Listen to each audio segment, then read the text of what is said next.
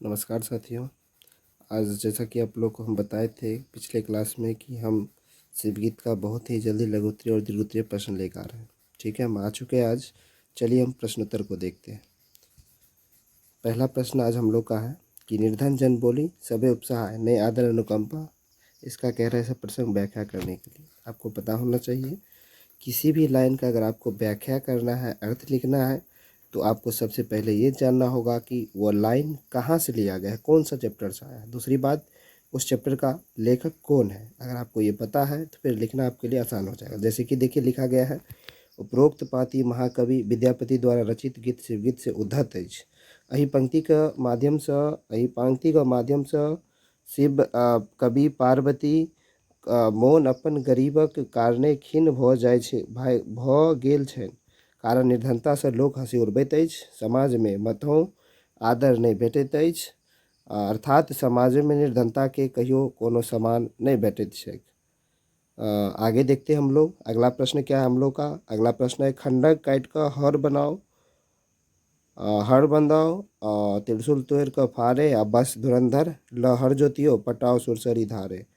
एहि लाइन के व्याख्या करबा के लेल कहैया। चलू एहि लाइन के व्याख्या हम सब देखे छी आंसर में की है कि उपरोक्त पाँति महाकवि विद्यापति द्वारा रचित शिवगीत से लेल गेल अछि। एहि पाँति में महाकवि पार्वती द्वारा महादेव के कहल जाइ छै जे हे महादेव अपन खंडक काटि कऽ हर बना लिअ, त्रिशूल तोड़ि कऽ ओकर फार बना लिअ आ बसा व्रत तऽ अहाँके तय अछिए। आ बसा व्रत तऽ महादेव के कहल जाइ छै जे हे महादेव अपन खंडक के काटि कऽ हर बनाब लिअ, त्रिशूल के तोड़ि कऽ ओकर फार बना लिअ आ बसा व्रत तऽ अहाँके ते अछि। ई सब लऽ कऽ हर जोतू आ गंगा से सिंचित कऽ खेती करू, जाहि से नीक उपज होत। चलिए ये व्याख्या करने वाला 2 क्वेश्चन था जिसको हमने देख लिया। अब आबू हम सब लघु उत्तरीय प्रश्न के आंसर देखे छी। चलो लघु उत्तरीय प्रश्न पर ध्यान देब अहाँ सब। पहिल प्रश्न है हमरा सबके कि कवि शिव के की करबा के लेल कहैत छथि। उत्तर एकर भऽ जायत, कवि शिव के अंत समय धद्दार करऽ लेल अपन शरण देबे कहैत छथि आ पार्वती कृषि करऽ कहैत छथिन। अहाँ सबके याद है हम पढ़ैने छलहुँ लास्ट में कि कवि विद्यापति की कहैत छथि शिव जी के कि अहाँ पर हमरा चरण दऽ दियौ। यह एकर आंसर होत। अगला प्रश्न पे हम बात करी। अगला प्रश्न देखू, शिव के पूजा की लेके होइत अछि। अहाँ सबके बतेने रहूँ शिव के पूजा आग धतूर से होइत अछि। आ वहीं पर अहाँ से प्रश्न कयल जायत कि विष्णु के पूजा की लोग होइत अछि, तऽ अहाँके पता होबाक के चाही विष्णु के पूजा चंपा के फूल से लोग होइत अछि। तऽ एक प्रश्न के आंसर भऽ जायत शिव के पूजा कोना आ कोनक फूल आ धतूरक फल लऽ कऽ होइत अछि। अगला प्रश्न पे ध्यान दियो, विष्णु के पूजा कोन फूल से होइत अछि। अखन अहाँके बतेलहुँ विष्णु के पूजा चंपा फूल से होइत अछि। अगला प्रश्न पे ध्यान देब। अगला प्रश्न अछि, कवि के शिव के हर कोना बनवा के लेल कहैत छथि। कवि यानी लेखक जो है, लेखक जे अछि ओ भगवान शिव के कोना हर बनेबाक लेल कहैत छथि। तऽ एकर आंसर भऽ जायत कवि शिव के खंडक काटि कऽ हर बनबै कहैत छथि।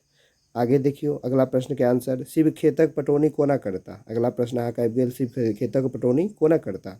एकर उत्तर भऽ जायत, अहाँ याद करू हम अहाँके व्याख्या में पढ़ेने छलहुँ कि शिव जे अपना जटा में गंगा मैया के बांध के समेट के रखने या, वही से शिव अपन खेतक पटौनी करता। एकर आंसर भऽ जायत, शिव अपन जटा में समेटल गंगा जल से अपन खेतक पटौनी करता।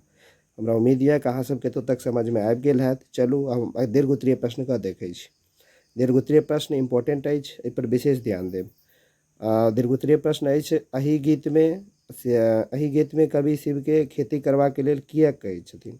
एकर आंसर भऽ जायत, शिव के प्रमुख काज छनि भीख मांगब। शिव के प्रमुख काज की अछि, भीख मांगब।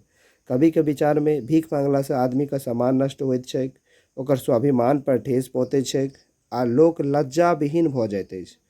कहबाक अर्थ अछि कि भीख मांगला से लोग के ज्यादा इज्जत नहीं होइत अछि, स्वाभिमान घटि जाइत अछि, सम्मान कम हो जाइत छै, लोग ओकर लाज विहीन करैत छथि, लोग ओकर लाज शरम बिल्कुल नहीं करैत अछि। आ खेती के लेल महादेव संग सब समिधा उपलब्ध अछि, तहन खेती के सम्मानपूर्वक रहब नीक अछि, तेँ कवि शिव के खेती करबा के लेल कहैत छथि।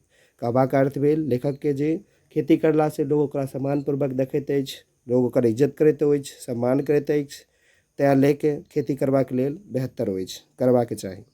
अगला प्रश्न अहाँ किया ये मोस्ट वीवीआई क्वेश्चन या इंपॉर्टेंट क्वेश्चन या क्वेश्चन पर विशेष ध्यान देव। ये क्वेश्चन काफ़ी इंपॉर्टेंट क्वेश्चन या क्वेश्चन के बारे में बात करिए। अगला क्वेश्चन या अहाँ का भीख मांगब सँ खेती करब किएक नीक अछि। ई क्वेश्चन बोर्ड में भी कई बार पूछल गेल अछि, ताहि लए कऽ क्वेश्चन के इंपॉर्टेंट समझब और क्वेश्चन पर ध्यान देबै। क्वेश्चन के आंसर अछि भीख मांगे में स्वाभिमान नष्ट भऽ जाइत छै, आत्मा गौरव समाप्त भऽ जाइत अछि, भीख मंगा लज्जाहीन सेहो भऽ जाइत अछि। कहबाक अर्थ अछि भीख मांगला से स्वाभिमान घटि जाइत छै, आत्मगौरव पर संपात भऽ जाइत अछि, भिखमंगा लज्जाहीन सेहो लाजहीन, एकर कोई लाज धात नहीं करैत अछि, केकरो से किओ लाजहीन नहीं करैत अछि।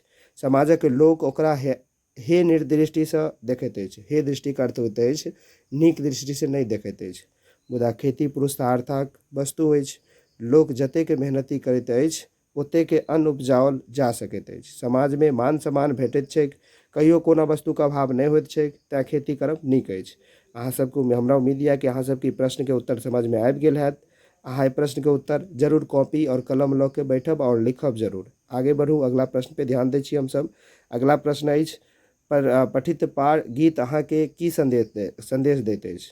ई पाठ जे छै, पाठ के पढ़ला से अहाँ के की सीख मिलल, ई क्वेश्चन यऽ अहाँ के। ई क्वेश्चन के आंसर भऽ जायत पठित गीत संदेश अछि जे मांगि चारि कऽ खयबा मानवता के लेल नीक चीज नहीं अछि।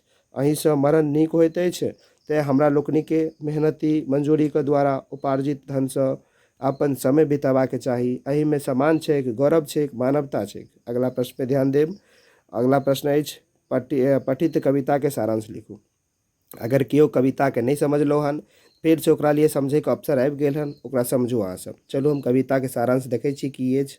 उपरोक्त लाचारी में पार्वती मोनक संताप व्यक्त कयल गेल अछि। पार्वती के अपन निर्धनता आ पति के भिक्षाटन करब अपमानजनक बुझाइत छनि। तखन ओ महादेव से कहैत छथि जे हे शिव, हे महादेव, अहाँ के हम कतेक बेर निवेदन कयल जे आप भीख मांगब छोड़ि दिअ, किएक तऽ अहीं से अपन स्वाभिमान नष्ट भऽ जाइ छै। मतलब ए लाचारी में एगो लाचारी अछि, विद्यापति के लिखल एगो नचारी अछि। एम पार्वती अपन मन के बात भगवान शिव से कहैत अछि, भगवान शिव के भिक्षा मांगैत देखैत अछि। माता पार्वती के चीज के अपमान होइत अछि, तैं लैके महादेव से माता पार्वती कहने छथि हे महादेव, हे शिव, अहाँ के हम कतेक बेर निवेदन कयलहुँ जे आप भीख मांगब छोड़ि दिअ, किएक तऽ अहीं से अपन स्वाभिमान नष्ट होइत अछि। करबाक अर्थ अछि कि भीख मांगला से स्वाभिमान नष्ट होइत अछि, सामाजिक प्रतिष्ठा नष्ट भऽ जाइत छै। समाज में जहाँ के प्रतिष्ठा हैत से भी नष्ट भऽ जायत। तैं अहीं से नीक जेहें अपन खेती करू और गौरवान्वित भऽ घरे रहू। भीख मांगला पर लोग गरीब बुझि निर्धार करैत अछि, सब देख कऽ हंसैत अछि। एहि लेल अहाँ के लोक अकोनक फूल आ धतूरा चढ़बैत अछि आ विष्णु के चंपा के सुगंधित फूल से फूल देखियो। एहि बात के पार्वती कहैत छथि, एहि बात के एगो प्रूफ अछि जे अहाँ के लोग नीक नयन दृष्टि से नहीं देखैया। एकर एगो प्रूफ ई अछि कि लोग अहाँ के कोनो फूल, अकोनक फूल, धतूरा, भांग कोनो फूल लऽ के अहाँ के पूजा कऽ दैया। आ बगले में अहाँ विष्णु भगवान के देखियो, लोग हुनका पूजा चंपा के फूल से करैत अछि। तैं अहाँ खंडक काटि कऽ हर बना लिअ, त्रिशूल के तोड़ि फाड़ लगा दियौ। अहाँ के बसहा मजगूत अछि जे लऽ के खेत के जोति लिअ, त्रिशूल के तोड़ि फाड़ लगा दियौ। अहाँ के बसहा मजगूत अछि जे से लऽ के खेत जोति लिअ। देखियो यहाँ पे दू बेर लाइन आबि गेल अछि, तऽ एहि लाइन पर अहाँ सब विशेष ध्यान रखब। एहि लाइन के थोड़ा सा उच्चारित कला कर ख्याल रखब, जखन एक नोट करब ओहि बात के ख्याल रखब। ई 2 बार रिपीट भऽ गेल लाइन, ई लाइन एके बार होत है ना। आगे देखे छी हम सब। खेत जोति लिअ आ जटा में जे गंगा छथि ओही से ओकर सिंचना कऽ लिअ, एही रूपे फसली होइत आ हमरा लोकनि के समान से रहि सकब। तैं विद्यापति कवि कहैत छथि जे हे शिवा, एही ठाम माना भेंट अपमान, आकि लोक हंसऽ ओते, अर्थात मरा के बाद हमरा जोनी बिसरब, अहाँ अपन सद्बुद्धि दे देव। तैं लैके विद्यापति भी लास्ट में निवेदन करते अछि भगवान शिव से, हे महादेव, हे शिव, अहाँ के जे माता पार्वती कहिया हमरो लगैया उ ठीक यऽ, तैं लैके अहाँ ओकर बात मानो और एहि तरह के बात जे अछि भीख मांगे वाला एकरा छोड़ि के खेती करू। हम उम्मीद करै छी कि अहाँ सबके सब प्रश्न के उत्तर समझ में आबि गेल हैत और एक मैथिली के सुंदर सा कॉपी बना लेब और ओ कॉपी में नोट कऽ लेब। फिलहाल यहीं तक। विशेष हम अगला क्लास लेके आबि रहल छी, इंतजार करू।